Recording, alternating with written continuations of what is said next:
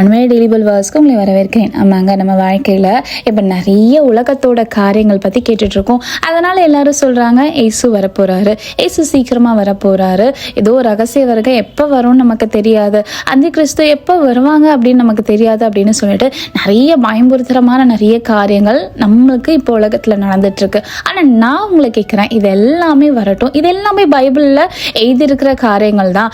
ஆனால் நம்ம அதுக்கு ஆயத்தமாக இருக்குமா? நம்ம இருதயம் எவ்வளோ ப்ரிப்பரேஷனில் இருக்குது. அதான் வசனம் சொல்லப்படுது, ஆமோஸ் 4:12 உன் தேவனை சந்திக்கும்படி ஆயத்தப்படு. ஆமாங்க, நம்ம வாழ்க்கையில் நிறைய வேலையில் பிசாசுனவன் நிறைய விஷயத்தை காமிச்சு நம்மளை டைவர்ட் பண்ணுறான். உலகத்தோட விசேஷத்தை பார்த்து டைவர்ட் பண்ணுறான், போரை பார்த்து டைவர்ட் பண்ணுறான். ஆனால் நம்ம இருதயம் இப்போ என்ன பண்ணணும் அப்படின்னா ஆண்டவருக்காக ஆயத்தப்படணும். ஏன்னா நமக்கு சத்தியம் தெரியும், கடைசி காலத்தில் என்ன நடக்கும்னு தெரியும். ஆனால் இன்னும் ஆயத்தப்படாமல் மற்ற காரியத்தை நம்ம ஆண்டவர் பார்க்க விரும்பலை. அதனால நம்ம இருதயத்தை இனி சுத்திகரிச்சுட்டு ஆண்டவரோட உறவாட ஆயத்தப்படுவோம். நீங்கள் ஆசிரியப்பட தேவனை ஆசிரியப்பாக. ஆமென்.